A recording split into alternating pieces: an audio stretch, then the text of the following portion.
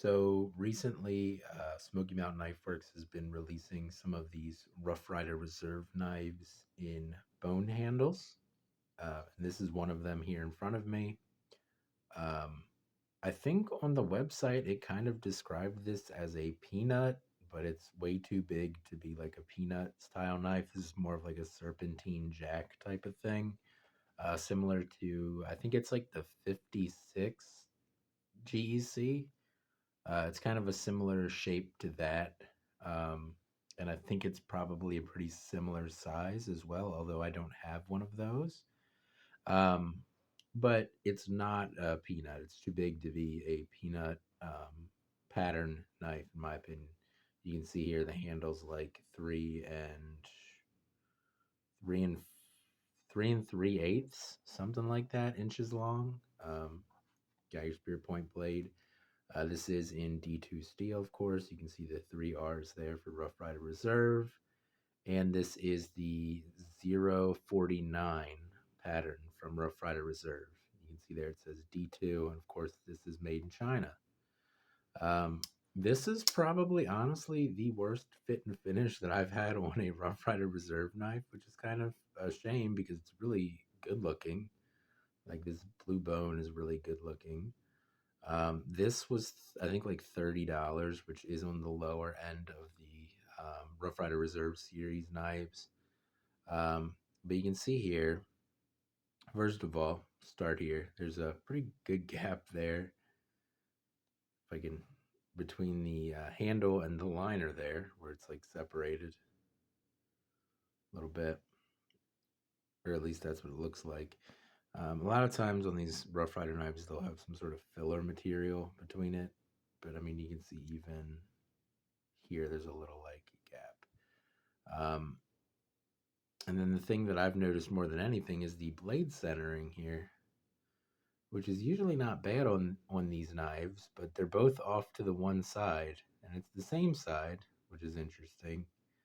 I don't think the main spear blade is quite touching the liner, but it is really close. And I think the pen blade's up against the liner, but it's kind of hard to tell. That being said, doesn't really affect the use of the knife, just some, fit and finish issues to point out. The bone does look really good on this. Like it's this really nice blue color, which I really enjoy. It does seem like it's like almost like a cheaper bone, just judging from the like texture of it and everything. It's got some like rougher spots, which I don't mind, but somebody might. You got your goldfish snack cracker shield here that pretty much all of these have. Um, but yeah, I mean, the action on this one's really good. Like it's really strong. It's the main blade, pen blade here. Yeah. So the action on both these blades is crazy. I wish the centering was a little bit better than it is. Because I don't care if it's super center, but usually I don't uh, like it when they're resting up against liners. That's a bit of a problem. But anyway, like I said, this knife's like 3 3/8 closed, something like that.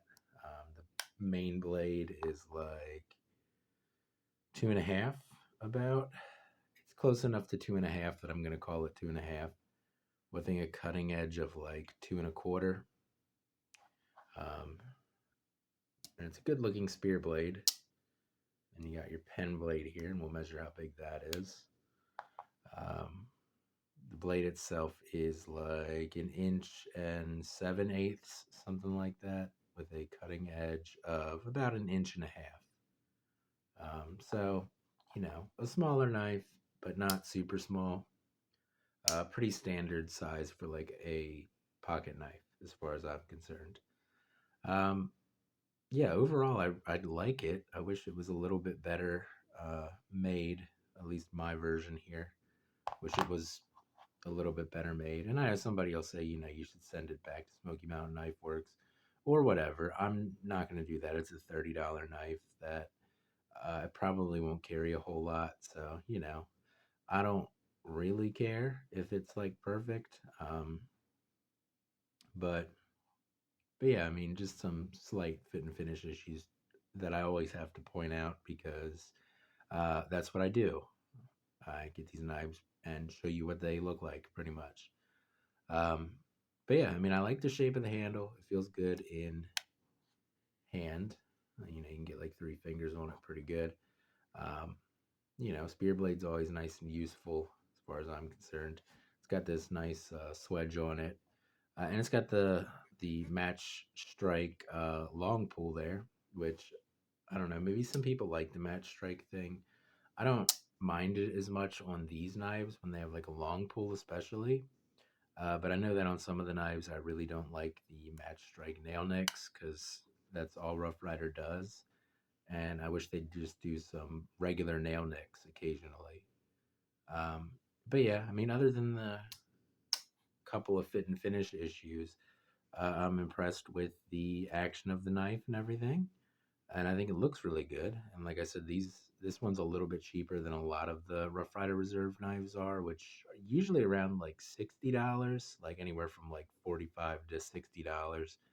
And this one's right around the $30 range. It might even be a little bit less than that. And of course, you still get your come in this metal tube and in a box, and you get your Rough Rider Reserve rag and stuff. If you care about that. The rags are nice for cleaning lenses and glasses and stuff. I will say they're nice for that.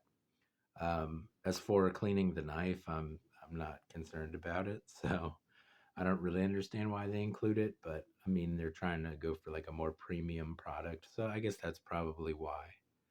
Um, but anyway, overall, this Rough Rider 0049, is that what this was? The Rough Rider Reserve 049. I'll call it the Serpentine Jack here. Um, is a pretty cool looking little knife. I assume that there will be versions that are better put together than mine is. Mine's got some slight fit and finish issues. Just something to point out.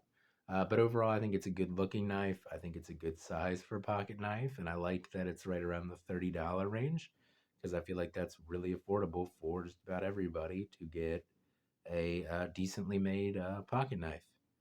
And it's in D2, so it'll be a steel that you won't have to sharpen every time you cut something with it. But anyway, that's going to be it for this video on the Rough Rider Reserve 049, what I'm calling the Serpentine Jack. Um, I will see you guys in the next one, and I hope you have a good day.